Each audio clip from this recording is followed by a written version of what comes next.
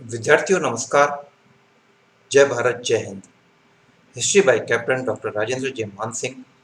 ऐतिहासिक अध्ययन और अनुसंधान की इस कक्षा में मैं captain doctor Rajendra, associate professor department of history, government Dungar college Bikaner, आप सभी का फिर से स्वागत और अभिनंदन करता हूँ। विद्यार्थियों, राजकीय डूंगर महाविद्यालय बीकानेर के एमए फाइनल हिस्ट्री के विद्यार्थियों के लिए विशेष रूप से आयोजित इस कक्षा में मैं आपसे चर्चा करूंगा आपके पेपर 6 के बारे में, 1206 से लेकर 1526 ईस्वी तक के इतिहास के बारे में, मध्यकालीन भारतीय इतिहास और उसकी संस्थाएं। और इसके अंतर्गत इससे पहले की कक्षा में मैंने आपसे चर्चा की थी सुल्तान शमसुद्दीन इल्तुतमिश की मृत्यु के बाद जो राजनीतिक परिस्थितियां पैदा हुई और सुल्तान इल्तुतमिश के मूल्यांकन के बारे में।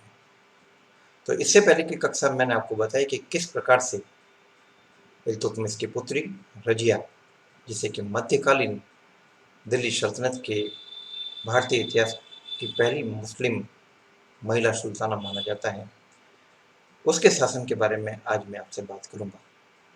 विद्यार्थियों, रजिया सुल्तान ने 1236 से लेकर 1240 तक शासन किया। कुल मिलाकर 3 साल 6 महीने और 6 दिन। रजिया में काफ़ी काबिलियत थी, रजिया में योग्यता थी, प्रशासनिक योग्यता भी थी और सैनिक योग्यता भी थी। रजिया ने अपनी सैनिक योग्यता का परिचय उन बागी और विद्रोही सरदारों को कुचल कर किया जो कि रजिया के अधिकार को चुनौती देने के लिए प्रांतों से रवाना हुए थे। सत्ता में आने के बाद रजिया ने शासन व्यवस्था के बुनियादी तथ्यों पर गौर किया और पदों का वितरण चालू किया। रजिया इस बात को बखूबी जानती थी कि तुर्कान चहलगानी सल्तनत की ताकत का एक ऐसा महत्वपूर्ण स्तंभ है जिसको नियंत्रित रखना जरूरी है, और नियंत्रित रखने के लिए यह जरूरी है कि महत्वपूर्ण पदों पर केवल इन्हीं लोगों का एकाधिकार कायम नहीं हो जाए। इसलिए रजिया ने पदों के वितरण की श्रृंखला में योग्यता, वफादारी, अनुभव, इन कई चीजों को ध्यान में रखा। तो पदों के वितरण की और साम्राज्य के पुनर्गठन की इस श्रृंखला के अंतर्गत एक सबसे महत्वपूर्ण पद अमीर अखूर, स्थायी अश्वशाला, घुड़सवार सेना, इससे जुड़ा हुआ एक महत्वपूर्ण पद, इसके अध्यक्ष का पद, यह पद मिला रजिया के वफादार और योग्यतम सिपहसालार मलिक जमालुद्दीन याकूत को। जमालुद्दीन याकूत बेसिकली अबिसिनिया से था और वह काफ़ी योग्य था। तो जमालुद्दीन याकूत को इतना महत्वपूर्ण पद दिया जाना तुर्कान चहलगानी के सदस्यों को नागवार गुजरा। उनका यह मानना था कि सत्ता का नियंत्रण उनके हाथ में होना चाहिए, तुर्कान चहलगानी के सदस्यों के हाथ में, और किसी भी गैर पवित्र तुर्क को यह महत्वपूर्ण पद नहीं दिया जा सकता। रजिया ने वे तमाम काम करने चालू किए जो कि एक पुरुष सुल्तान करता है। उसने दरबार लगाना चालू किया, पुरुषों की तरह कपड़े पहनने चालू किए, घुड़सवारी करनी चालू की। ये बातें विद्यार्थियों उस दौर की मध्ययुगीन मानसिकता के प्रतिकूल थी, और इतिहासकारों ने रजिया का मूल्यांकन करते हुए वाकई लिखा भी है कि रजिया में सारी काबिलियत थी, रजिया में सारे गुण थे, वह सल्तनत को संभालने की दृष्टि से इल्तुतमिश के अन्य उत्तराधिकारियों की तुलना में काफ़ी योग्य थी। लेकिन वो ये भी लिखते कि उसके ये गुण किस काम के, क्योंकि वह एक स्त्री थी। रजिया ने कुल मिलाकर 3 साल 6 महीने और 6 दिन तक शासन किया। रजिया के खिलाफ जितने भी विद्रोह हुए, उन सब बातों से विद्रोहियों को एक चीज समझ में आ गई कि कोई भी विद्रोह अगर दिल्ली के नजदीक किया गया तो वो कामयाब नहीं होगा। इसलिए इस बार योजना बनाई गई विद्रोह दिल्ली से दूर किया जाए, और इस बार तय किया गया कि विद्रोह तुर्कान चहलगानी का एक महत्वपूर्ण सदस्य जो भटिंडा का सूबेदार है, मलिक इख्तियारुद्दीन अल्तूनिया, वह करेगा। विद्रोह हुआ, गर्मियों का महीना था विद्यार्थियों, और रमज़ान का मुक़द्दस महीना था। भूख प्यास की परवाह किए बगैर रज़िया अपने सैनिकों को, अपने सरदारों को लेकर भटिंडा की तरफ निकल पड़ी, मलिक इख्तियारुद्दीन अल्तुनिया के विद्रोह को कुचलने के लिए। लेकिन उसको यह एहसास नहीं था कि उसकी सेना में शामिल ही बहुत सारे लोग उसके खिलाफ हैं, और यही हुआ। अपने शौर्य और बहादुरी का परिचय देते हुए रज़िया अल्तुनिया के किले भटिंडा दुर्ग के सामने पहुंची, तो उस वक्त बहुत सारे सिपाही बागियों में जा मिले। परिणाम ये हुआ कि रज़िया का पलड़ा कमजोर हो गया, रज़िया को परास्त होना पड़ा और रज़िया को कैद कर लिया गया।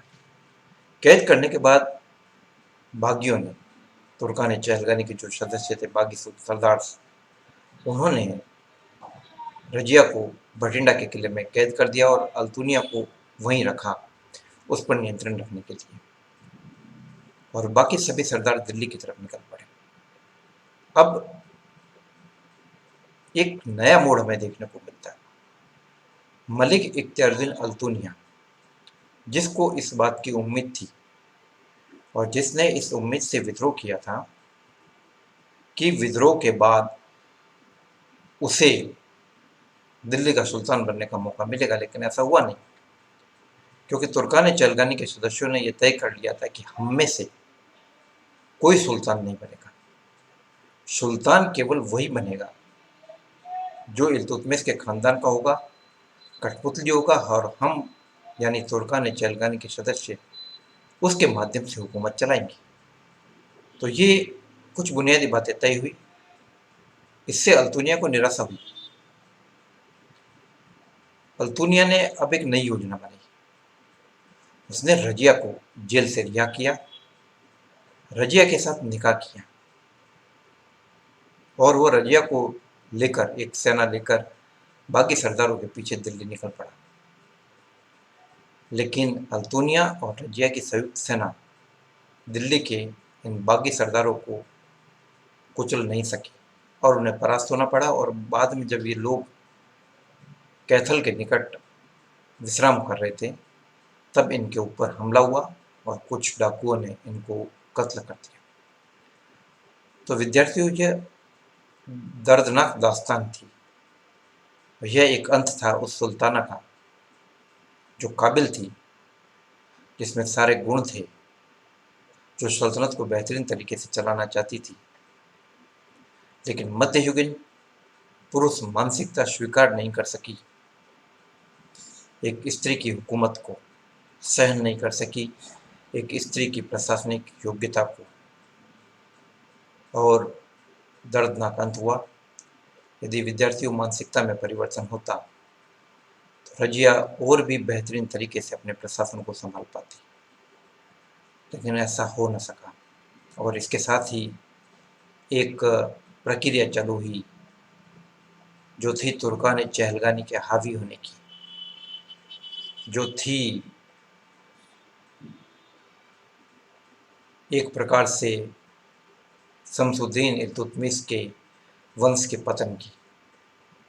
और हम ये देखते हैं कि 1266 तक हुकूमत सत्ता रही शमसुद्दीन इल्तुतमिश के वंश की, लेकिन वह सत्ता थी नाम मात्र की। वास्तविक सत्ता थी वो थी तुर्कान चहलगानी की। जब भी शमसी सुल्तानों ने वास्तविक शासन करने की कोशिश की तो उन्हें या तो कत्ल कर दिया गया या जेल में डाल दिया गया। यही कारण है कि हम देखते हैं कि इल्तुतमिश की मृत्यु के बाद एक करके 5 सुल्तान दिल्ली के तख्त पर बैठे बलि के बकरे की भांति कत्ल किए गए। तो इन सब दास्तानों को हम आगे और गौर से देखेंगे और हम ये समझेंगे, और इस टॉपिक पर मैं आपसे बात करूंगा, history of the Mamluk sultans from Razia Sultan to Nasiruddin Mahmud, अर्थात ममलुक सुल्तानों का इतिहास। रजिया सुल्तान या रजिया सुल्तान से पहले भी हम शुरू कर सकते हैं इसको फ्रॉम रुकनुद्दीन फिरोज शाह टू नासिरुद्दीन महमूद, रुकनुद्दीन फिरोज शाह से नासिरुद्दीन महमूद तक दिल्ली सल्तनत का इतिहास। इसकी इस कक्षा के अंतर्गत मैं आपसे चर्चा करूंगा कि किस प्रकार से दिल्ली सुल्तान बेबस थे, लाचार थे, चाहे मुइजुद्दीन बहराम हो, चाहे अलाउद्दीन मसूद हो, या चाहे नासिरुद्दीन महमूद हो। इन सब ने जैसे ही अपना प्रभाव बढ़ाने की कोशिश की, इनको रास्ते से हटा दिया गया, इनको कुचल दिया गया। तो विद्यार्थियों, अभी मैंने आपसे बात की इल्तुतमिश और रजिया सुल्तान के बारे में। आगे की कक्षा में मैं आपसे बात करूंगा मुइजुद्दीन बहराम, अलाउद्दीन मसूद और नासिरुद्दीन महमूद के बारे में। जय भारत, जय हिंद।